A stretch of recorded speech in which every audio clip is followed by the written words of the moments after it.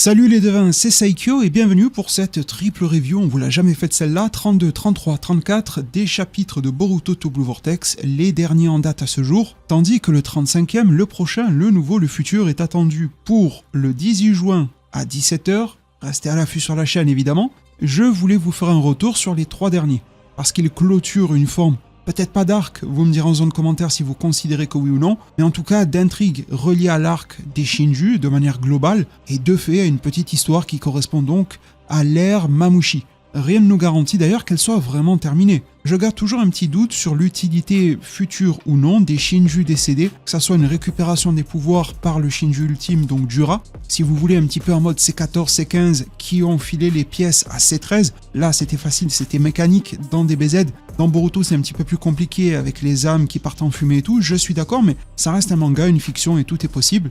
Enfin bon, pour le moment on va plutôt partir du fait que c'est terminé avec ce dernier. Franchement, tant mieux, parce qu'il m'a vraiment gonflé. Et si j'ai pas proposé de review, c'est tout simple, c'est que vous proposez le résumé, le lire avec vous directement en stream, c'est pour ça qu'il faut mettre la cloche des notifications, on lit chaque mois tous les chapitres de Boruto to Blue Vortex, tout frais, ça sort du four, on les lit ensemble, avec les meilleures traductions et qualités possibles. Il n'y a rien à faire pour vous, si ce n'est allumer mon stream et vous installer, il n'y a pas plus simple. Eh bien franchement, au-delà de ça, j'en avais fait le tour. Et vous savez, je suis pas du genre menteur, j'invente pas les choses. Quand j'ai plus rien à dire, je ne le fais plus. Quand je développe sur plusieurs vidéos, c'est que j'ai vraiment le cœur et l'esprit à le faire. Quand je coupe le robinet, c'est avec tout autant d'honnêteté. Par contre, faire un petit récap là, tandis que le 34e chapitre est peut-être le meilleur des trois, en même temps il signe la fin de cette infamie qu'a pu être Mamushi Shinju là, avec ses 2 dents et demi, on n'en pouvait plus. Il y a quand même des éléments qui donnent un petit peu de quoi criser, notamment Inojin, on va en reparler. Et avec le recul, j'ai un petit peu plus de facilité à vous parler des 32 et 33, parce que les ruminer sur l'instant de leur sortie, quand je dis l'instant, c'est sur un temps relativement long, sur les mois de leur sortie, c'était déjà trop. Discutons-en donc avec un petit peu plus de recul. Dès le 32e, qui avait Daemon pour page de couverture, qui se nommait Danse avec le diable, le jeu de mots diable, Daemon, démon est évident, il faut se rappeler de la dualité avec le langage informatique, c'est pour ça que l'on a Ada, code, bug, tout cela est éloquent. Au cours du 32e chapitre, les Mamushi, tels que le dit l'introduction de celui-ci, continuaient de se multiplier et leur intelligence baissait. Ada allait servir d'appât pour les éliminer d'un coup et soudainement quelque chose allait se produire. Rien que cette phrase-là mérisse le poil, car cette variation d'intelligence chez Mamushi, elle n'a été qu'en substance. Et là je peux parler sur la globalité avec le recul jusqu'au 34e. Pourquoi ont-ils mis à la poubelle ce Mamushi qui regagnait en intellect dès lors que les clones étaient évincés? Ça aurait été intéressant de le voir apposer beaucoup plus de résistance dès lors qu'il était peut-être en petite unité. 5, 6, 7, 8, 10 Mamushi, voire même encore plus redoutable intellectuellement lorsqu'il était seul. Pour faire une nouvelle analogie avec des cyborgs de Dragon Ball, rappelons-nous de Gero, il n'était pas si puissant, il a donné du fil à retordre à la Z-Team, et c'était plutôt bien pensé. Il maîtrisait d'ailleurs très bien l'absence de ki perceptible. Je me serais attendu à ce que Mamushi tire une épingle de son jeu de cette manière-là, de nouveau en misant sur ses capacités intellectuelles. Au final, c'est un teubé qui se divise et qui l'est encore plus, et ça c'est vraiment débile. De base, il est primaire, il lit des magazines érotiques et je ne sais quoi, il s'en fout tout à fait de développer ses capacités, il l'a dit clairement il y a de cela quelques chapitres antérieurs à Hidari et Dura. Quand tu le divises, c'est le gogol du bus, rien de plus. On était encore dans cette ambiance, sortie de crise, Kobu, Inojin, possession, justement de Kobu, et on prend un virage direct tout droit vers la conclusion, comme si l'auteur lui-même n'en pouvait plus en fait de ce Mamushi, ça avait trop duré. Pourtant, je considère qu'on nous l'avait survendu de par Kashin Koji. On va comprendre aussi pourquoi ça s'est atténué et c'est Koji lui-même qui y répondra. Et du coup, rencard direct dans la forêt pour aller se taper. Rien de plus, rien de moins. Boruto va tendre l'appât, Mamushi n'avait qu'une seule envie, visiblement c'était de le gober, rien de plus. Et c'est alors qu'Amado va émettre une thèse intéressante et nous dire qu'il y a plusieurs possibilités. Soit les informations visuelles et auditives de chaque entité Mamushi sont partagées avec tous les autres, soit chaque Mamushi a sa propre conscience et indépendamment de cela, il y a une conscience commune, unique, qui rallie la meute. Ça, c'était un point d'ancrage pour le personnage qui, j'ai trouvé, a eu beaucoup de mal à s'étendre. On va aller un petit peu plus loin dans le futur, vous avez tous vu comment Inojin vient à bout de Mamushi, il va posséder un seul Mamushi pour en quelque sorte les posséder tous et mettre un terme à la menace. Alors comment se fait-il que lorsque Daemon réfléchit les attaques de ce même Mamushi, ça n'en affecte que quelques-uns? Où est la frontière, où est la limite, où est la différence entre les situations? Elle est probablement dans le langage, Chaque Mamouchi a sa propre conscience et indépendamment de cela, il y a une conscience commune. Et comment peut-on nous expliquer que, par chance, par magie du scénario, Inojin les atteint tous d'un coup et non pas par lot, alors que pour le pauvre petit Daemon, qui n'aura d'ailleurs pas bien brillé par la suite, dans le fond oui, mais visuellement ça n'a pas été mis en avant. Là, et ce que je regrette vraiment par rapport à Daemon, on en avait fait beaucoup sur son cas, le moment venu, il a plutôt travaillé en fond qu'en surface, et là il méritait vraiment de brasser un petit peu au-dessus, parce que sinon nous on le voit pas et on le comprend pas. Ou du moins si on arrive à l'objectiver, ça ne reste pas percutant et dans quelques semaines à peine on aura déjà oublié. C'est une contre-performance qu'a fait Daemon, de par le fait que l'auteur ou le dessinateur Ikemoto n'a pas brillé ici. Cependant, mention spéciale, sur les 3 derniers chapitres, je trouve que c'est hyper bien dessiné. C'est correctement découpé, c'est pas optimal. Le dessin, je le trouve vraiment de très très haut niveau. On a des détails qui vont s'accentuer d'ailleurs dès lors que Ada Daemon reviennent. Les yeux, les pupilles, les ornements, les vêtements, franchement c'est du très très haut niveau, c'est peu critiquable en mon sens. C'est plutôt dans la mise en scène choisie, dans la mise en avant, ou plutôt la non mise en avant de Daemon, que là je trouve ça pêche. Avec cette armée de Mamouchi qui arrive par la suite, on pouvait avoir une sorte de personnage solo pour le coup, Daemon, qui devait faire face à une plaine remplie, un petit peu comme les armées que l'on peut observer dans l'Heroic Fantasy, dans Le Seigneur des Anneaux pour ne citer que lui, une sorte d'armée qui se déverserait sur Daemon. On aurait pu entériner le fait que face à ce nombre-là, il était épuisé. Et là, il en avait quelques-uns par-ci, dénués par-là. Pour un personnage réputé si puissant, le diable quasiment en personne dans l'œuvre, c'était trop peu. Il fallait en montrer, si ce n'est même ici démontrer beaucoup plus par rapport aux capacités du personnage. Englobant ce problème de pleine réalisation des capacités de réflexion de Daemon dès lors qu'il y a une volonté meurtrière à son égard, ça va englober certains Mamouchi mais pas d'autres, ce qui va faire qu'il va arriver à réduire leur nombre de moitié, mais après dans d'autres moments ça sera par petits groupes, après ça va être beaucoup, on ne comprend pas, il n'y a pas vraiment de règle fixe. Comment est-ce que l'on est censé interpréter le fait que chaque Mamouchi a sa propre conscience, mais indépendamment il y en a une commune? Comment fait-elle pour s'accorder sur l'envie ou non, sur le besoin ou non de tuer Daemon? Surtout qu'à un certain point du combat, j'ai l'impression que tous les Mamouchi étaient hors de eux et qu'ils avaient tous une belle dent contre Daemon. Surtout que la haine face à Daemon, elle est nourrie depuis Bug, à l'origine de Mamouchi. Ce qui vient alimenter à la base la conscience commune de Bug.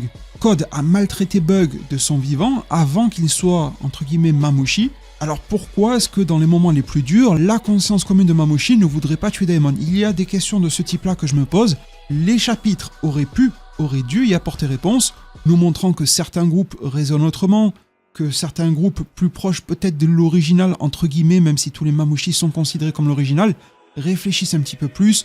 Certains opèrent une stratégie, ceux qui viennent de se dédoubler là, avec les blurps plus récemment, eux sont un petit peu plus cons que les autres, si vous me permettez le terme.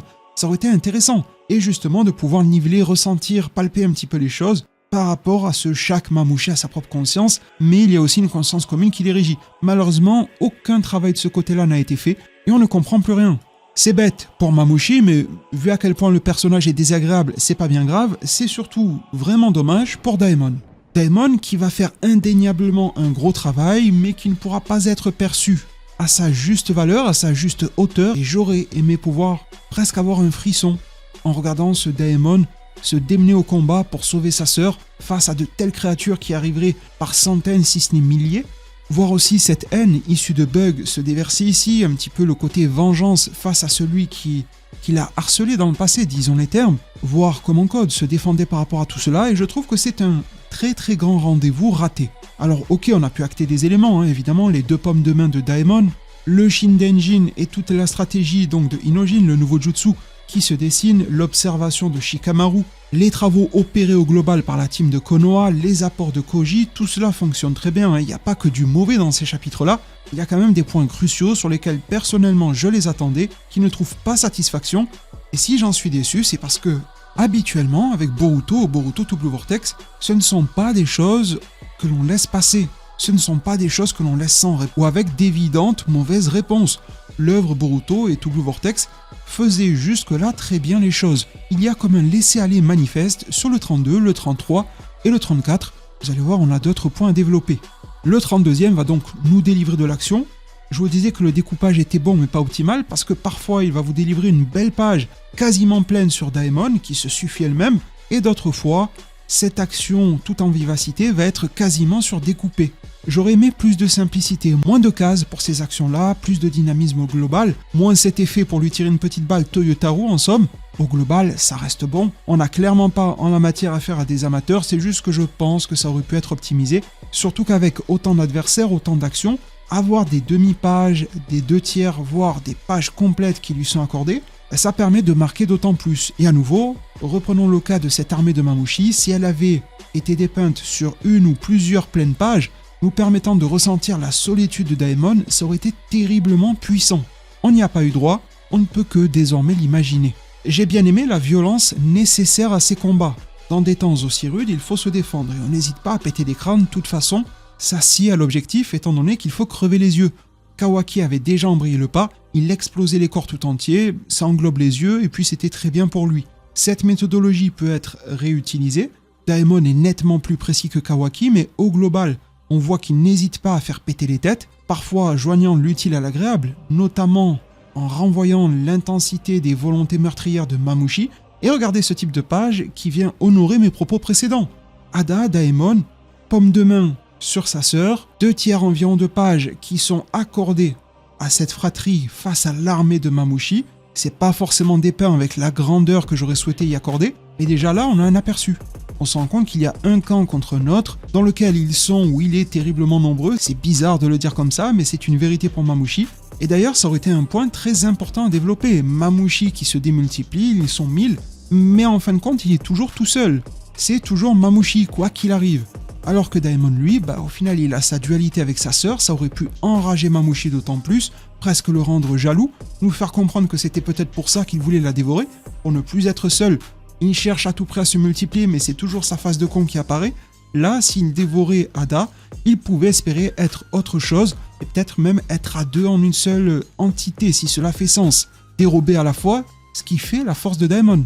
Tout cela, volontairement, involontairement, je ne sais pas, n'a pas été développé dans le propos. Je trouve que ça aurait été plus que pertinent. Je pourrais même en remettre une couche avec les alliés que Ada et Daemon se font à Konoha, mais sans ça, rien qu'en restant sur le duo qu'ils forment, ça aurait été vachement intéressant de se dire qu'à deux, et on aurait pu les voir représentés tout petits comme ça par rapport à cette armée, ils étaient déjà 2 fois plus nombreux que cette cohorte de Mamouchi qui leur faisait face, qui les entourait, qui les acculait. Je trouve que c'était quelque chose vraiment dans le propos d'intéressant développé, et de nouveau un rendez-vous raté. Fil rouge à nos lectures, le Mangekyo Sharingan. Le Hirume est de retour, ça va frapper très fort. On a vu qu'il y avait vraiment 2 armes de destruction massive à Konoha. Actuellement, Himawari Kyubi Kurama, avec le Bijudama, et le Ohirume de Sarada. On a vu aussi que c'était compliqué avec la Himawari parce qu'elle peut tirer un petit peu n'importe où. Donc bon, on va essayer de se calmer. Mais pour Sarada, c'est dangereux envers sa propre personne. On aura l'occasion d'en reparler avec le chapitre 34. Dans le 32, c'est superbement dessiné. Et j'apprécie beaucoup le lien Sarada-Boruto. Le fait qu'il aille à sa rescousse, et là on n'est pas du tout dans... Même si moi ça me dérange pas tellement, mais vous savez, le classico-classique de la princesse qu'il faut sauver, de la gente et faible dame que le héros va à tout prix extirper d'une situation compliquée. Non, là on a une combattante, une vraie, une pure Uchiwa, pur jus. Elle se défend terriblement bien, elle attaque aussi tout autant. Mais bon, comme tous les personnages dans l'œuvre, elle atteint ses limites. Et elle ne déroge pas à la règle quant à la surutilisation de l'Ohirume dans son cas précis et du Mangekyo Sharingan de manière générale. Ce qui va de nouveau attiser les flammes, sans mauvais jeu de mots non plus, de Mamouchi qui est capable d'utiliser le feu. Il va se démultiplier à nouveau car il aura pu s'en sortir par rapport à l'Ohirume, la chute de Sarada, bon, elle est arrivée à bout. Et Mamouchi dira « On l'a échappé belle, mais grâce à ça, c'est réveillé notre instinct de survie naturelle. » Et là, encore, ça fait du mal. Parce que quelques chapitres auparavant, d'ailleurs, je suis un petit peu moins énervé là que je ne l'étais auparavant, car j'étais en train de préparer une vidéo sur le sujet. Sans me jeter de fleurs, je pense qu'elle aurait été agréable, pertinente, car elle fait un écho direct aux conversations préalables entre Mamouchi, Hidari et Jura de nouveau. Et on ressassait justement l'instinct par rapport à l'ego. Comment est-ce qu'on combine les deux? Et surtout, comment est-ce que l'instinct se voit transcendé par l'ego? Chose que Jura met en application, Hidari aussi, les autres de manière générale l'ont fait. Ryu, bon c'était plat, Matsuri ça fonctionnait aussi. Disons que c'est plutôt la quête ultime de Jura et qu'il tente d'utiliser l'amour pour y parvenir. Mamouchi était intéressant parce que lorsqu'il lisait son livre érotique justement, il disait « Mais moi, ton ego, j'en ai rien à cirer, moi je reste avec mon instinct, entre guillemets avec ma pourriture et je vais cultiver ça et je vais m'en sortir et je vais juste dévorer Ada. » On aurait pu arriver à un moment où l'instinct de Mamouchi va ressurgir, et là ça laissait libre cours à l'écriture de Kishimoto.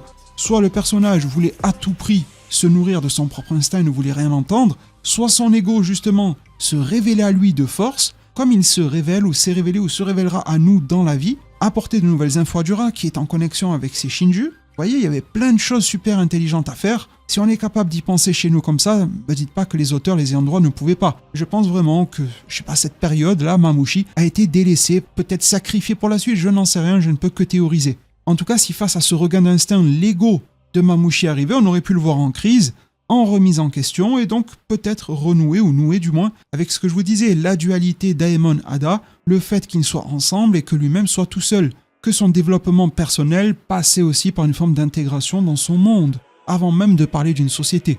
Il y avait plein de thématiques à développer. Quand j'essaie de cocher les cases, un petit peu comme un cahier des charges, je n'en coche aucune.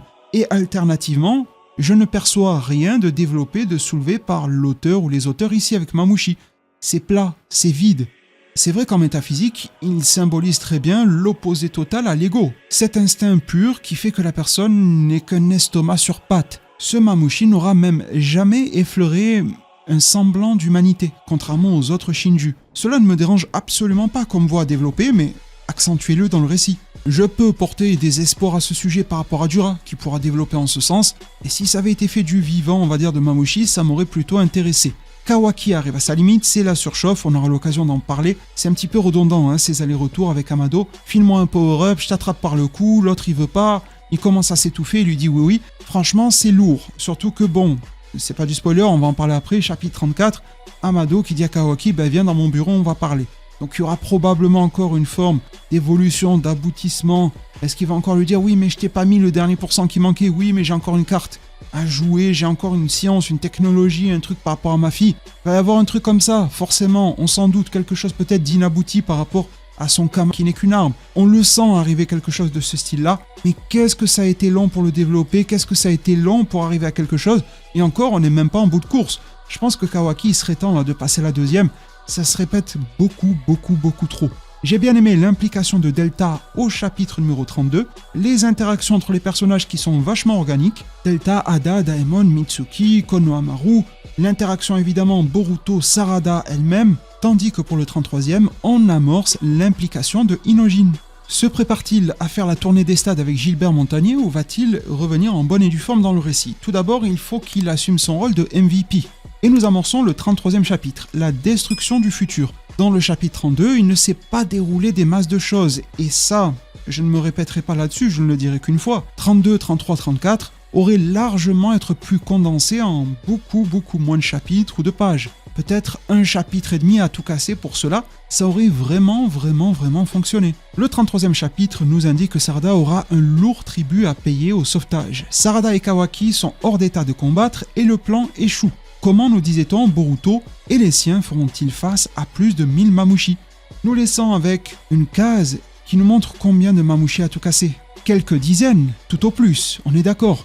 N'était-ce pas là le moment pour nous montrer que, alors que les équipes de Konoha étaient à bout pour la plupart, celles de Mamouchi étaient reboostées, qu'il y avait ce regain d'instinct, qu'il y avait des démultiplications, et donc qu'ils envahissaient littéralement l'environnement. Une fois de plus, je crois qu'il y a plus d'espace vide sur cette page que de Mamouchi réunis.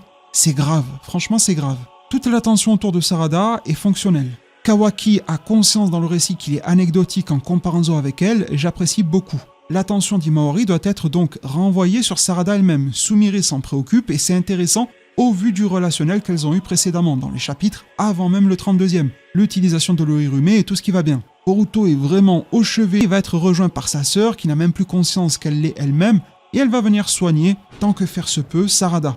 Ce sont des moments qui nous rappellent vraiment Naruto qui soignait Gai Sensei. C'est pas dans la même mesure, notamment via l'implication de l'Otsutsuki, sage des 6 chemins, on n'en est pas encore là, mais je trouve qu'il y a vraiment quelque chose de similaire dans la présentation et que l'on évolue dans le récit de Boruto sur la base de ce qui a été fait dans Naruto et Naruto Shippuden. Donc c'est un bon point.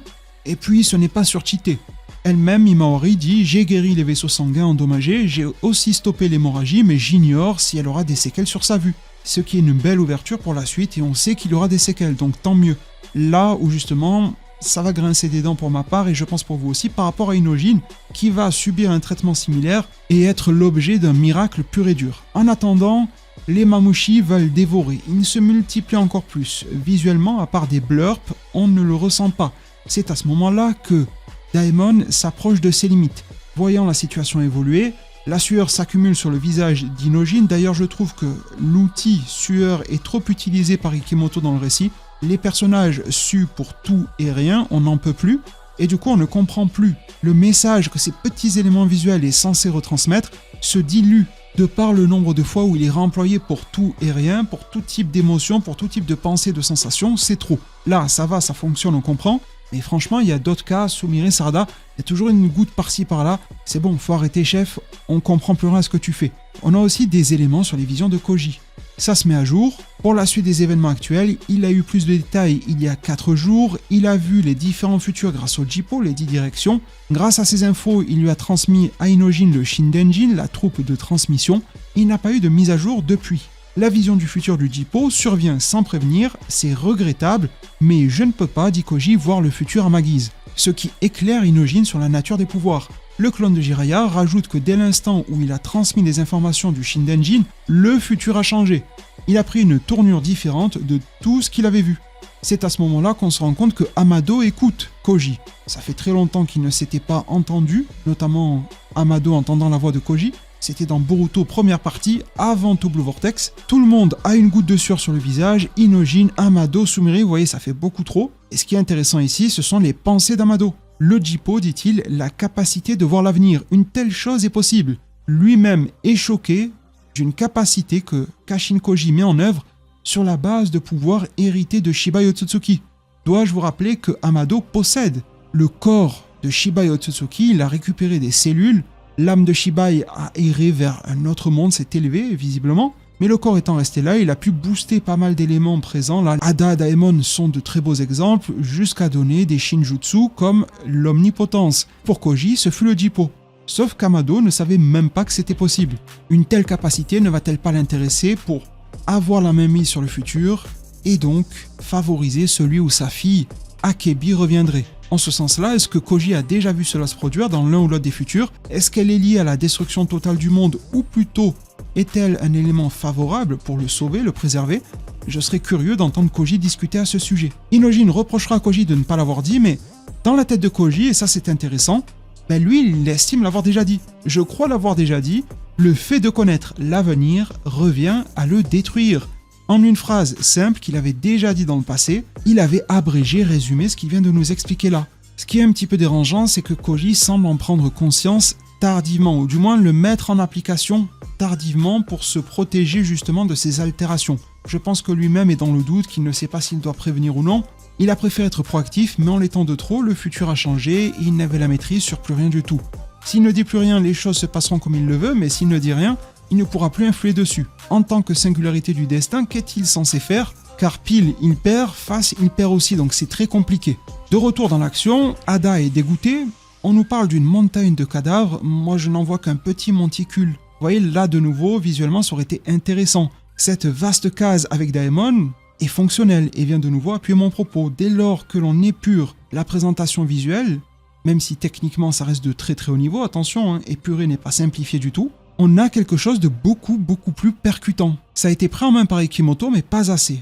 Daemon commence à être essoufflé, Mitsuki continue à prendre part à la bataille, il devient de plus en plus anecdotique. Comme vous, je pense, j'attends le retour d'Orochimaru, j'attends les développements de Mitsuki, on attend beaucoup de choses en ce sens-là. Va-t-il rester le forceur du Futon Toppa et du mode ermite qui était certes stylé à l'origine, mais là, on a même la difficulté en fait à voir comment Mitsuki vient à bout des Mamouchi. On n'a pas vraiment l'impression qu'il arrive à éclater des têtes, c'est quand même l'objectif. Tout le monde le fait, même Konohamaru au lance-pierre, je crois qu'il est arrivé, et Mitsuki ne fait rien, donc c'est compliqué. Il arrive à assurer des arrières, mais ça ne va pas plus loin que ça. Je pense et j'espère que le personnage aura un boost, tôt ou tard. Et puis voir Orochimaru reprendre possession en ces terres, dans son repère, là où il y a Koji Inojin, ne me déplairait pas du tout. Une association Koji-Orochimaru serait sublime. Si la science d'Orochimaru se mélange à la préscience de Jippo, de Kashin Koji en personne, appliqué sur Mitsuki pour le faire évoluer à la vitesse grand V, et je signe là tout de suite, apportez-moi le contrat, donc je n'attends que ça. Là où je vous disais que Koji allait apporter une réponse, par exemple au fait que Mamouchi soit décevant, y compris pour moi aujourd'hui, il nous dit « Le combat contre Mamouchi aurait dû faire de nombreuses victimes à Konoha. Ce vécu, Torii Inojin, a mené à créer le Shindenjin.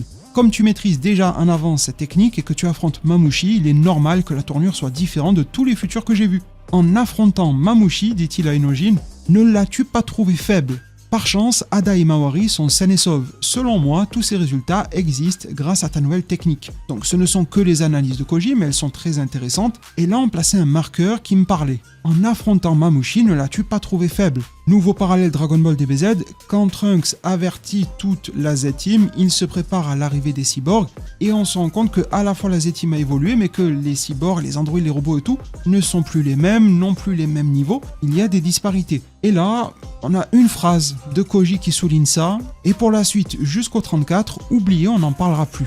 J'aimerais que ça soit développé, j'aurais aimé que ça le soit déjà. Je ne vais pas vendre la peau de l'ours avant de l'avoir tué, pauvre bête, mais surtout, je vais aussi espérer que pour le futur, Koji puisse avoir des échanges intéressants à ce sujet, que cette période Mamushi parfois dégueulasse, ne serve pas à rien, parce que franchement, encore une fois, c'était pas très rempli en matière de scénario, il n'y a rien de très intéressant, il y a des choses aux échelles locales des personnages, comme Sarada, qui évolue évidemment, mais pour le récit global, pour l'intrigue, Jura, Mamushi, tout ce qui va avec, j'ai pas vu grand chose être développé en 3 chapitres. Ces 3 mois de prépublication, ces 120 pages, on pouvait en tirer beaucoup mieux et beaucoup plus. C'est alors que Inojin va prendre en main son rôle de MVP. Il va comprendre que c'est à lui d'opérer une sorte de sacrifice pour protéger ce qu'il aime et va devoir rejoindre le combat. Il va désactiver le Shindenjin, le job est réalisé par rapport à son nouveau jutsu, il va devoir passer à quelque chose de plus classique mais aussi se confronter au combat. Et là, ça devient très impressionnant.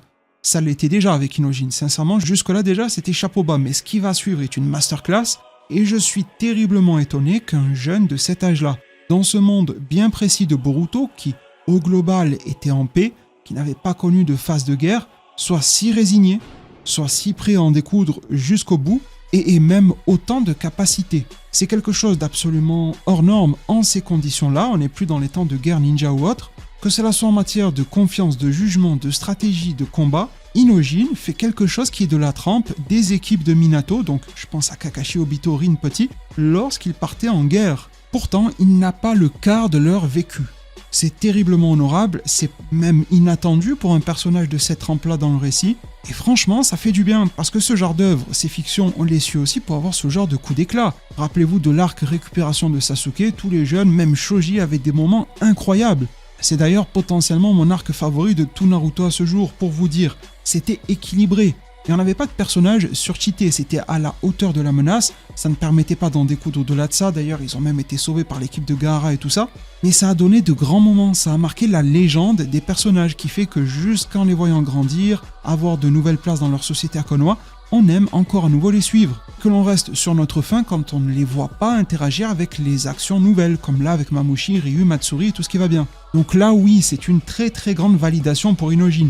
Hormis ce qui va suivre sa conclusion, on en parle au chapitre 34, mais là, au chapitre 33, c'est la pleine réalisation du personnage dans cet état-là. Il va prendre possession d'un Mamushi, lui-même s'effondrant en plein milieu d'un champ de bataille, avec un niveau de dangerosité quasiment jamais atteint pour cette équipe-là. Il tente clairement le tout pour le tout, il arrive justement à prendre le dessus sur cette conscience commune. On en est où là par rapport aux individualités Mamushi qui coexistent avec la conscience commune?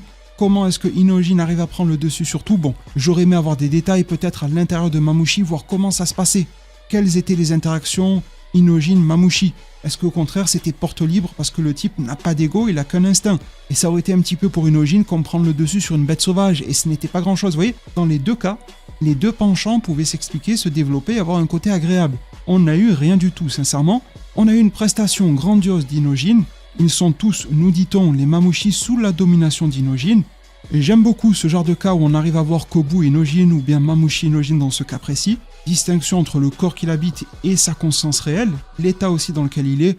De nouveau la goutte de sueur, Imaori avec la goutte de sueur qui le regarde juste avant. Tout le monde transpire là ici, à part Koji qui est impassible. Au moins, la surutilisation et l'abus de ces gouttes de sueur nous permettra de constater du sang-froid de Koji, ça servira à quelque chose. La page où Inojin se dédouble là symboliquement et dit à Daemon qu'il va lui crever les 2 yeux, elle est phénoménale. Vous voyez, c'est ce genre de truc là dont on avait besoin. Et forcément, ce sont les Mamushi qui en réflexion prennent le coup. Tous les yeux se font exploser, donc vous voyez qu'il y a bien une distinction. Cette fois-ci, ce n'est pas qu'un groupuscule. Inojin a réussi à unifier, ou du moins à prendre le contrôle sur cette conscience commune. Ce qui veut dire que quand Daemon réfléchissait les pouvoirs juste avant, ce n'était que sur certaines des consciences de Mamouchi et pas sur la conscience globale. Qu'est-ce qui fait que cette frontière n'était jamais franchie? Est-ce que ça sera expliqué dans le 35e ou 36e, des petites discussions entre eux? Je l'espère vraiment parce qu'on le mériterait. De nouveau, Himawari est là pour tenter un sauvetage sur Inojin. Ce sont de nouveau les yeux qui sont atteints. Vous remarquerez que les yeux des personnages prennent très cher. Mamouchi, il faut crever les yeux. Sarada est dans le mal par rapport au Mangekyo et marche tout droit vers la cécité. Inojin qui est en train de devenir aveugle, si ce n'est pire. Boruto et son œil crevé. Enfin bon, ils ont tous quasiment évidemment des problèmes avec les yeux. Je sais pas pourquoi. Est-ce que c'est volontaire ou non pour le coup? Il y a peut-être un truc qui se dessine, un petit schéma d'ensemble. En tout cas, c'est l'heure pour le Togedama de Mamouchi de réapparaître. Kawaki est intéressé par cela, intrigué, pose des questions, demande à Boruto ce qu'il va en faire. Est-ce que Kawaki voulait l'utiliser pour lui-même, pour power-up? Est-ce qu'il voulait simplement le détruire et mettre fin à Mamouchi à Bug et on n'en parle plus? Mais Boruto estime que ce serait dommage de ne rien en faire et de laisser cela pourrir. C'est alors que l'on amorce directement le chapitre 34. On voit Bug enfermé dans l'arbre. Derrière celui-ci, une marque cloutée avec un œil bien particulier, celui de Code. On amorce le grand final à cette période Mamouchi. Chapitre 34, titré « Je suis déjà habitué » au féminin. Et eux, page de couverture, Code et ses marques cloutées. Et l'introduction nous dit « Après avoir vaincu Mamouchi, Boruto a récupéré son Togedama. Mais il semble que le temps presse. Togedama justement en main, Boruto va répondre à Kawaki et lui dire que pourrir c'est le sens premier. Si on laisse le Togedama, il s'abîmera en quelques minutes. Alors la personne transformée en arbre, autrement dit l'original, ici Bug, mourra. Forcément ça soulève une problématique. Je n'ai pas analysé le sujet à ce jour, n'hésitez pas si c'est le cas pour vous en zone commentaire, mais il y a au moins un questionnement là.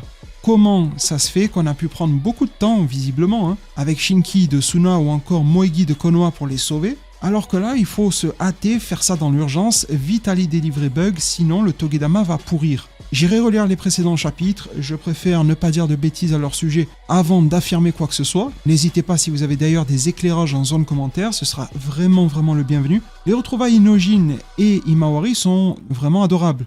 Ce qui l'est beaucoup moins, c'est l'ouverture de cette pupille de Inojin. On avait des fanarts exceptionnels à son sujet, aveugle, bandeau autour des yeux. Et là, Himawari qui l'a soigné, ne lui demande rien. Et c'est Shikadai qui semble être un petit peu plus la tête sur les épaules, il a de qui tirer par rapport à son paternel. On voit Inojin qui rougit un petit peu de par la proximité avec Himawari, ok, mais du coup ça veut dire qu'il voit très bien. Il le dit lui-même, oui, je vois parfaitement. C'est grâce à Himawari qui m'a soigné immédiatement. Donc le type était carrément KO, une sorte de coma, je ne sais quoi, et il est conscient de ce qui s'est passé, de la rapidité. Carrément le mec qui allait crever, qui est capable d'expliquer pourquoi et comment il a été sauvé, alors qu'il n'était pas conscient. Mais ça encore, je m'en fous, c'est pas très grave. Ce qu'il est, c'est que ça soit si facile, et je pense que vous allez être terriblement nombreux à me rejoindre. Là, on n'est pas dans le doute comme par rapport au Togedama, les minutes qui défilent, le pourrissement, etc. Là, c'est factuel, on le voit. On voit aussi que c'est à deux vitesses. Quand le scénariste a besoin que ça galère pour Sarada, ben elle va galérer. Quand il a besoin de réhabiliter totalement un personnage, ben il revient. Alors, petite place ouverte à un Inojin qui aurait des séquelles plus tard, et là on nous fait croire que tout va bien. Franchement, je pourrais signer pour ça me plairait bien. Un contre-coup qui soit ici totalement inattendu, contrairement à Sarada qui sait ce qui se profile. Si on doit juger sur pièce à date, tout va bien, c'est parfait, on oublie cette affaire-là. Pour Inojin, rien à déplorer, rien à signaler, tout va bien. Surtout que s'il finissait aveugle, il y avait plein de choses à développer, notamment de par les techniques de son clan. Obtenir la vision en prenant possession de notre corps, les difficultés que ça engendrerait pour viser justement la présence de notre corps, développer des techniques sensorielles à l'aide des sortes de sonar Yamanaka, comme son Shindenjin. Ça servait justement à localiser les Mamouchi. Imaginez, et là évidemment ça fera penser à Daredevil, mais si une fois aveugle, il arrivait à internaliser la projection du Shindenjin et donc à visualiser son monde qui l'entoure via cela. Sa vision se ferait en interne, directement par son esprit, son chakra, et plus directement par les yeux. Ça aurait été une thématique intéressante aussi à développer pour le personnage. C'est pas juste pour aura farmer avec des designs nouveaux. C'était vraiment pour apporter quelque chose. Pour le moment, vous oubliez, vous rayez tout ça. On n'a que dalle, et ça me dérange beaucoup. Ils ne se sont même pas foulés, comme la fois où Dura l'a tué, entre guillemets, qu'on a un petit peu galéré pour le faire revenir. Il y avait déjà eu des soins d'Himawari, après il était passé chez Sakura, et elle avait un discours un petit peu mystique là par rapport à Inojin. On se demandait d'ailleurs déjà s'il n'y avait pas des séquelles. Donc vous voyez, il y a souvent des patterns qui reviennent dans le manga Boruto to Blue Vortex. Un petit peu comme le cas de Kawaki qui va choper Amado par le cou et au final ça marche pas. Il y a des choses comme ça, c'est relou. Franchement c'est relou. Et avec l'univers Naruto, Boruto to Blue Vortex, on s'attend pas à ce qu'on nous refasse la panne du vaisseau de Dragon Ball Daima, vous voyez ce que je veux dire? Déjà qu'on voulait pas ce genre de bêtises dans Daima, mais on ne les veut pas non plus dans Boruto ou Boruto to Blue Vortex. Donc laissez-nous tranquilles avec ça, faites évoluer les personnages et arrêtez d'avoir peur de leur faire arriver quelque chose qui soit un petit peu mauvais, quoi. Là, c'est Inojin, on parle pas de Naruto. Permettez-vous des choses, prenez des risques.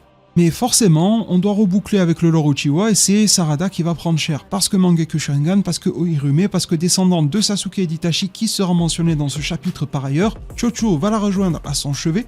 C'est son sensei en quelque sorte Konamaru qui l'emmène là-bas. J'ai un petit peu du mal à interpréter, là c'est ni en bien ni en mal, là c'est vraiment un questionnement. Cet échange entre Daemon et Ada. Lui fait le fanfaron, ce qui correspond à son caractère, mais elle est plus réservée, plus froide, plus en retenue. Elle va lui dire non ça va, c'est grâce à toi, tu m'as protégé.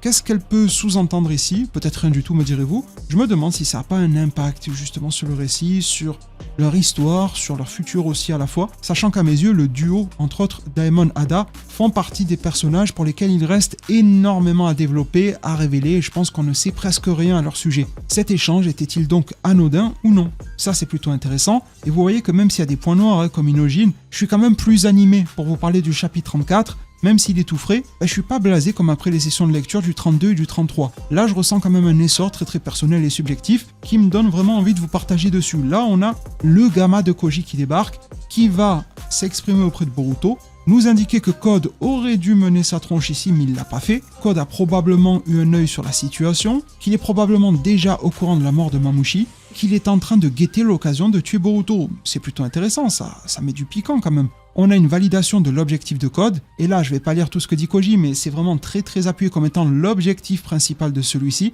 et on comprend, Boruto s'est avéré trop puissant, à la fois par Code limiteur levé, que face à certains des Shinju, donc je comprends pourquoi Code en veut à Boruto. Il met en place une stratégie, donc le petit couillon évolue d'une certaine manière. Là, il veut attendre, caché derrière l'arbre. Il dira lui-même qu'il attend que Boruto s'approche de l'arbre pour lui trancher la gorge d'une traite et ne pas avoir à discuter. Donc, c'est très terre à terre. C'est très raccord avec l'humiliation qu'a goûté Code au préalable et aussi son caractère méchant et donc couard. Le petit merdeux évolue et franchement, pourquoi pas? Et on va voir qu'il a d'autres pistes. En gros, nous dit Koji, il y a 3 possibilités. Dans les 3, Boruto va dans la dimension où il y a Bug qui est enfermé dans l'arbre pour le sauver, ça change pas. Et dans la première hypothèse, il tue Code, voilà, on n'en parle plus, c'est réglé. C'est la version idéale et on n'ira pas droit.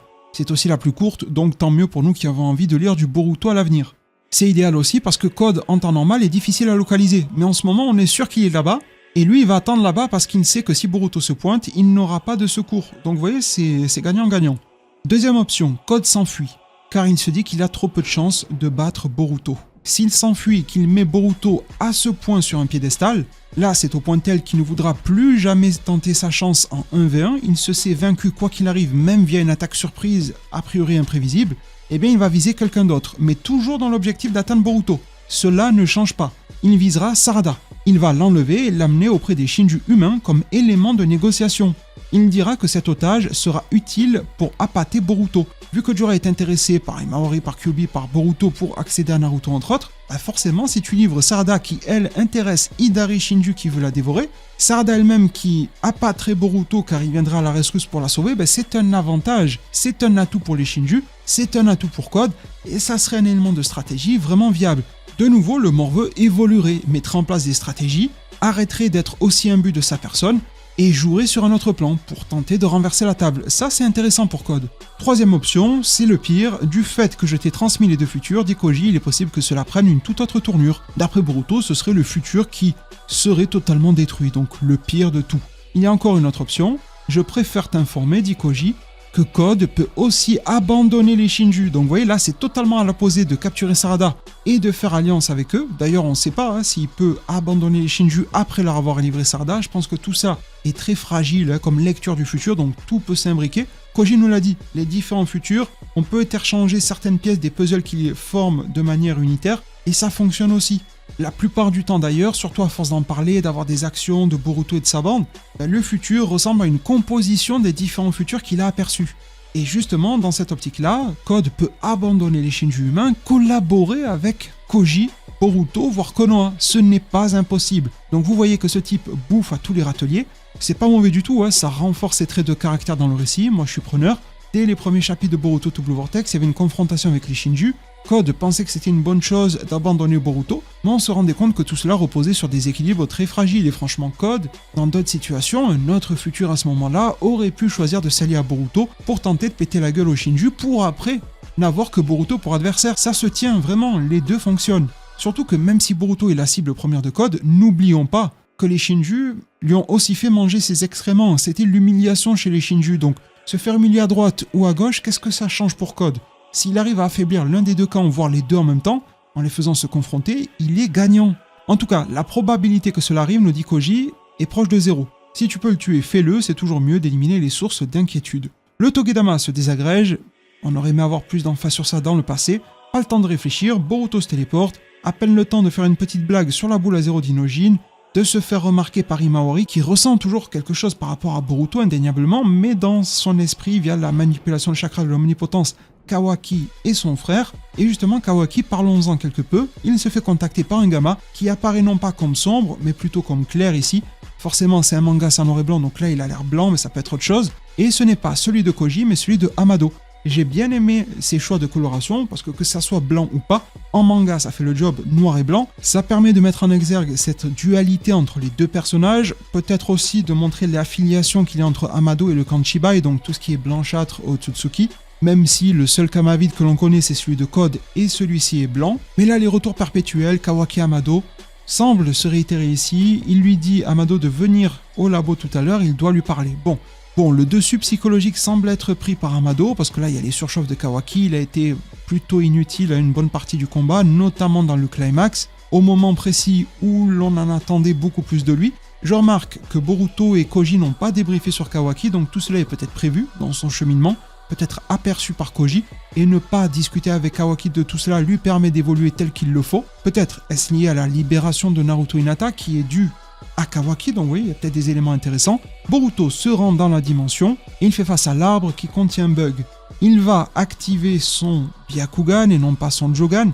Alors bon, il y a débat. Est-ce qu'avoir encore plus de Byakugan, ça coupe court à ses idées de retour du Jogan? Et ça, on l'a vu via un dernier trailer officiel lié à Boruto To Blue Vortex, le tapir, le Baku, tous les liens avec le Jogan, l'œil pur, vous avez tout cela décrit sur la chaîne, c'est une vidéo double en 2 parties. Moi, je suis plutôt de l'écurie à dire non. Au contraire, plus cet œil-là s'active, plus il y a le Byakugan, plus on peut espérer des évolutions. Vous avez vu qu'un Sharingan peut devenir un Rinnegan. Pourquoi est-ce qu'un Byakugan, que les Otsutsuki possèdent, ne pourrait pas devenir à terme un Jogan? Quelque chose de la sorte, une évolution ou autre. On a toujours le cas de Tonnery, les questionnements sur le nuée, Sumire, etc. On a discuté de tout cela dans la vidéo adéquate. Même si j'y crois pas des masses, j'ai envie d'être un petit peu optimiste. Vous me direz en commentaire si vous êtes comme moi ou pas, si vous pensez au contraire que c'est totalement foutu pour le Jogan, c'est possible, sincèrement je vous dis pas le contraire. Mais si on n'a jamais ce fameux Jogan dans le manga, eh bien à quoi bon nous avoir initié à tout cela? Même si ce n'était que dans l'animé, même si on n'est pas certain par rapport au manga et la fameuse fresque là de pupille derrière la divinité Otsutsuki qui était symboliquement représentée.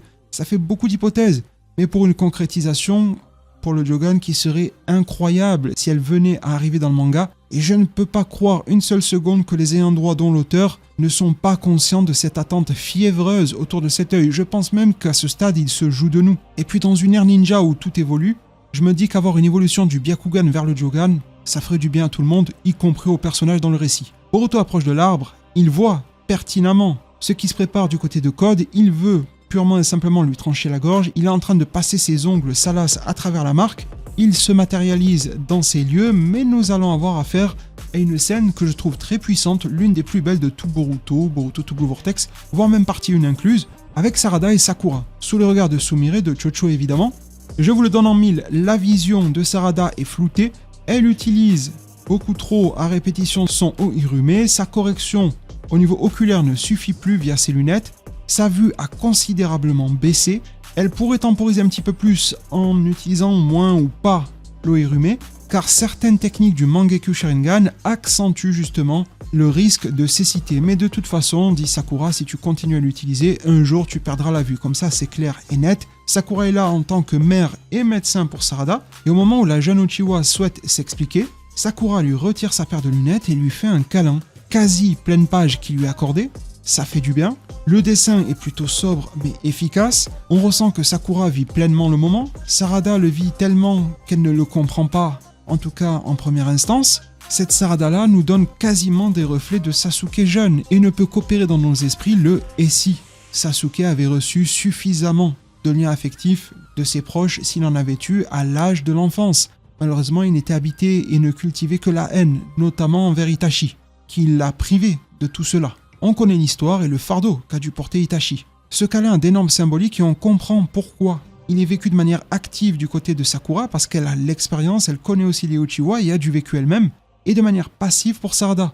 Elle qui voulait se constituer de plus en plus, évoluer ces derniers temps, de surcroît comme une coquille vide, comme une opératrice au combat. Ce combat même qui l'amène à se perdre de vue, sans mauvais jeu de mots, elle-même, à perdre ses capacités, à perdre ses jutsu, à perdre son dojutsu et à perdre sa vue. Ce qu'il y a de fort aussi, c'est que Sakura va prendre le sujet à revers. Ne t'en fais pas, je ne te demande pas de ne pas l'utiliser, car c'est pour ce que tu veux faire, pour protéger ce qui t'est cher, que tu as eu besoin de ce pouvoir, et que tu as toi-même engendré cette force. Sakura, ici, parle un français limpide. Je n'ai pas mon mot à dire, la question réside dans ta détermination. Si tu es déterminé, c'est l'essentiel. Les différences, les disparités entre la génération des anciens de Naruto, je parle des anciens relativement à Naruto enfant, donc la génération Sarutobi, Kakashi, etc., qui préservaient à tout prix, du mieux qu'ils le pouvaient du moins, leurs jeunes, et je peux le comprendre aussi, c'est naturel, c'est presque instinctif, alors que la génération pure de Naruto, qui elle a déjoué les lois, a vécu de plein pied leur résignation, leur nindo, c'est qu'ils ne pourront pas, décemment pas, interdire cela à la génération qui suit. Comment pourrait-il se regarder dans un miroir après cela? Elle choquera donc Sarada et lui dit « Tu veux apporter ton soutien à Boruto, n'est-ce pas ?» Et c'est là que Sarada pleure. Elle touche dans le mille. « Vraiment, tu es bien ma fille, dit Sakura. Pour un seul garçon, tu es capable de tout abandonner. Et je ne vous ferai pas l'affront de vous rappeler ce qu'a été le parcours Sakura-Sasuke. » La projection est ici évidente et elle lui dira même « Tu ressembles aussi à papa, donc à Sasuke. Tu es toujours en train de te dresser face à quelque chose d'incroyable, quand bien même il était calomnié. Le grand frère de papa était pareil. Et là, on ne parle ni plus ni moins que de Uchiwa Itachi, mentionné dans Boruto To Blue Vortex, par Sakura. Rendez-vous compte de la force du moment. Et là, on n'est pas sur des paroles en l'air, on n'est pas sur du fanservice vide, creux. Au contraire, on nourrit l'échange, on nourrit le scénario. Là, il se passe quelque chose d'intense. Tu sais, rajoutera-t-elle, Sarada, papa et toi, je vous croirai quoi qu'il arrive. Je suis déjà habitué. Et là, on reboucle avec le titre du chapitre. C'était en lien avec Sakura. À ce qu'on dise un tas de trucs sur ma famille, nous laissant sur ce visage de Sarada. Que certains n'ont pas apprécié, moi je l'aime beaucoup. Je trouve que c'est aussi un beau revers pour toutes celles et ceux qui veulent valider la sursexualisation du personnage. Vous voyez ici que nous avons affaire avec Sarada, un personnage qui a environ dans le récit 16 ans, et à ce genre d'âge-là, tu es rarement constitué pleinement en tant qu'adulte purement mature. La maturité, ça vient avec de l'expérience, ça peut venir même très tôt, même à 12 ans, il y en a qui sont terriblement matures, mais se constituer soi-même, et d'autant plus se constituer en tant qu'adulte, on va dire, ça demande un petit peu plus de bouteille. Ce type de visage, d'une Sarada qui transite de cet aspect Dark Sasuke, je suis en pleurs, vers ce demi-sourire, et je ne vous le souhaite pas, mais amusez-vous à regarder votre visage si vous êtes amené à sourire l'instant qui suit vos pleurs, sans vous faire offense, on n'est pas prêt de gagner un concours de beauté dans ces conditions-là, donc ne vous attendez pas à ce que Sarada le puisse. Et je considère que ça symbolise parfaitement les états qui la traversent. La force, dans ces moments les plus durs, de persuasion que peut avoir Sakura. Elle aussi est résignée, elle aussi a une détermination. Elle aussi, à cet âge adulte, voit une évolution de son indo qu'elle met en application. Rappelons-nous qu'elle est là comme mère et aussi comme docteur.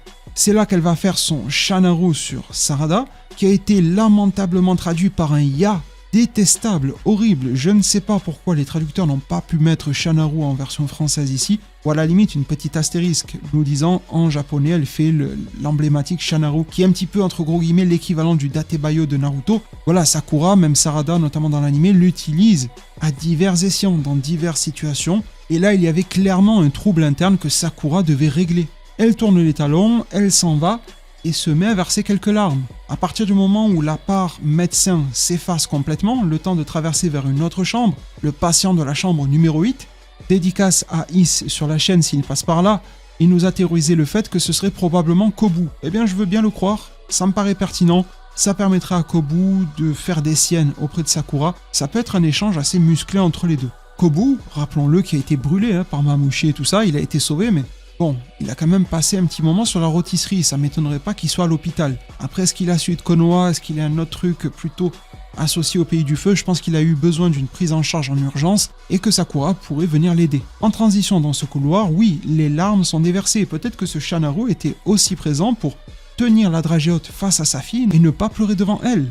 À ce moment-là, seule Sarada devait pleurer. Sakura l'a compris, elle ne devait pas montrer signe de faiblesse pour que Sakura reste une sorte de vaillante, de battante, telle qu'elle l'a toujours été, mais qu'elle le soit d'autant plus en accord avec sa détermination pour qu'elle puisse tracer son chemin, son sillon. Et elle va le dire. À vrai dire, je ne sais pas trop non plus ce que ça voulait dire. Et on voit Sakura qui se reprend. Sarada nous dit, en tout cas, ça motive à bloc.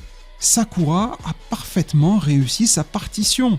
100% de réussite, c'est un 20 sur 20. Ce moment, dans l'œuvre Boruto to Blue Vortex, est mémorable. Et je pense que ça restera l'un des moments forts de tout l'univers Naruto. Oui, je pèse mes mots, j'en suis persuadé.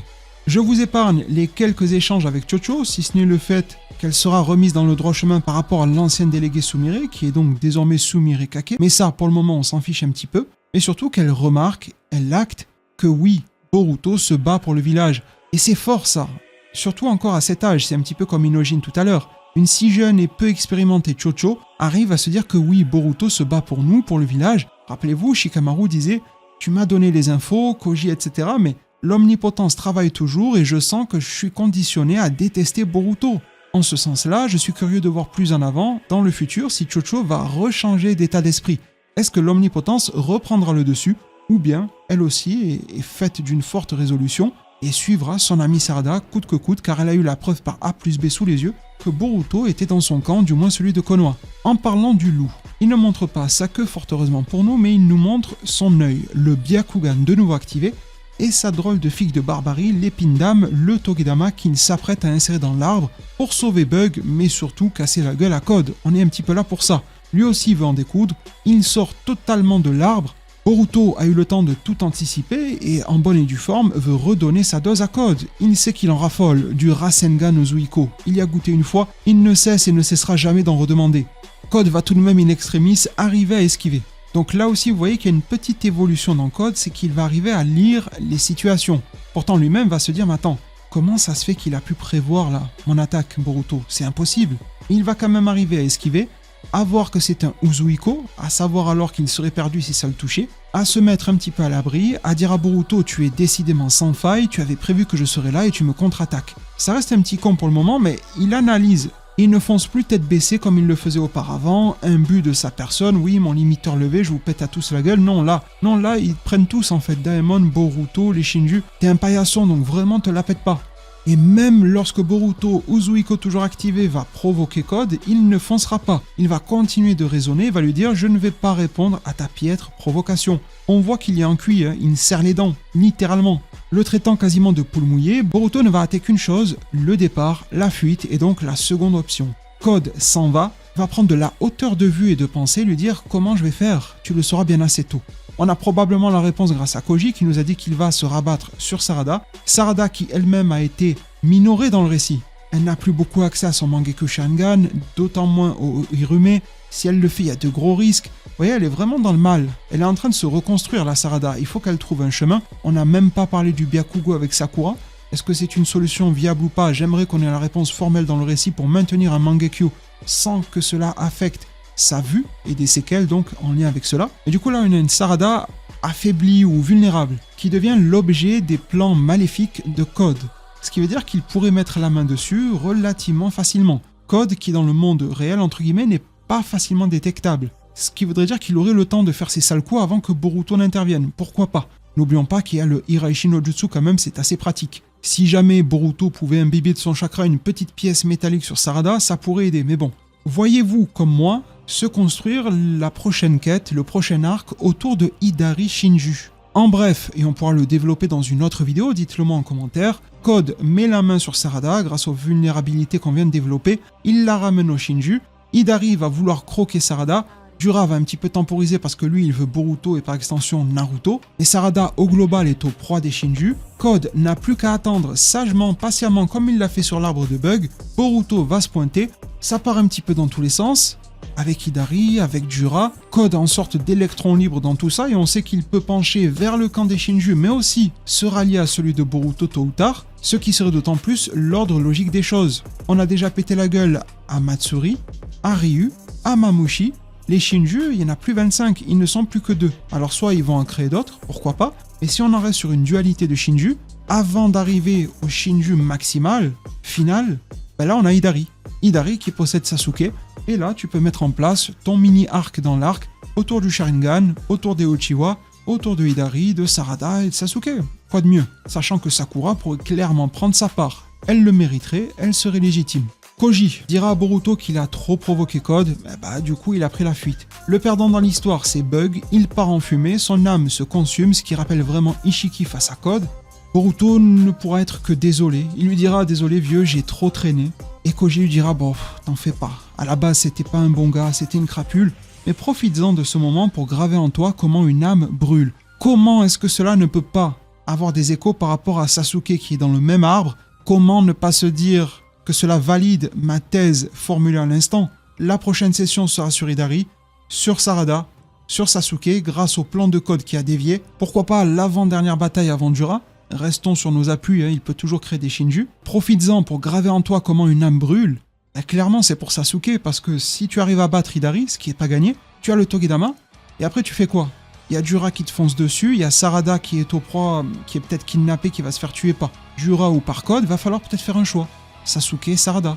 Peut-être que tu ne pourras même pas le faire parce que tu seras toi-même dans le mal et tu verras le Togedama se désagréger devant toi. Peut-être que tu arriveras trop tard devant l'arbre de Sasuke ou peut-être que de manière assez héroïque tu pourras le délivrer. Voilà, il y a un petit peu tout ce genre de cas-là qui se mélangent et qui rendent les récits futurs absolument juteux. Malgré la volonté de Boruto, nous dit-on, l'âme de Bug se consume en pourrissant. Quel sera le plan suivant de Code? On vient d'en discuter, je pense que ça va tourner de cette sorte-là, avec quelques surprises possibles. Cela met un terme à cette giga review des 3 chapitres 32, 33, 34 de Boruto to Blue Vortex. J'espère que vous avez apprécié tout ce cheminement. Je pense que vous l'avez ressenti, j'ai beaucoup plus de ferveur à vous parler du 34. Au global, on a une proposition beaucoup plus sympa. Peut-être aussi que je l'apprécie parce que enfin on en a fini avec l'ignoble Mamushi, parce qu'on ouvre vers quelque chose d'autre, parce qu'il est très probable que Hidari ça raconte infiniment plus que Matsuri, Ryu et Mamushi réunis, vu qu'il y a Sasuke derrière, vu qu'il y a Sarada, qu'il y a Sakura, qu'il y a Boruto, qu'il y a Code, une perspective aux alentours de Kawaki, Naruto, Hinata, les développements par rapport à Imawari, l'étape qui suit celle d'Hidari c'est probablement Jura, donc forcément ça me vend beaucoup plus de rêves. S'il en est pour vous aussi, dites-le moi en zone commentaire, partagez-moi dans cette même zone vos points d'accord, de désaccord, votre perception de l'un, deux, voire même de ces 3 chapitres, des futurs, des suivants, pourquoi pas du 35e très directement. Je vous rappelle qu'il est attendu pour ce 18 juin 2026 à 17 h. Restez à l'affût sur la chaîne pour toutes les infos. Merci du fond du cœur. Partagez-moi vos idées, vous savez que ça nourrit énormément de vidéos théories et on arrive comme ça à nourrir une pensée de très haut niveau sur la chaîne. C'est quelque chose d'unique, merci beaucoup. N'oublions pas l'algorithme, je ferai un dernier parallèle avec Dragon Ball. C'est comme l'ordinateur du Dr Gero. Il a besoin d'informations, de données, de savoir si vous avez apprécié ou non. Donc interagissez avec cette vidéo, likez-la, dislikez-la à votre bon vouloir. Si vous la likez, c'est quand même mieux. Partagez-la directement sur vos réseaux ou partagez sur mes propres réseaux, un RT, un like sur Twitter, du coup ça fait aussi le job. Le boost, vous avez droit à 3 par semaine. Si vous pouvez m'accorder l'un d'entre eux pour faire la différence, et croyez-moi que ça l'a fait, vraiment n'hésitez pas, c'est la vidéo sur laquelle vous pouvez le faire. À vous abonner, activer la cloche, le commentaire si l'envie vous en prend. Merci du fond du cœur. Prenez tous extrêmement bien soin de votre futur. Et à plus pour de prochains arts divinatoires.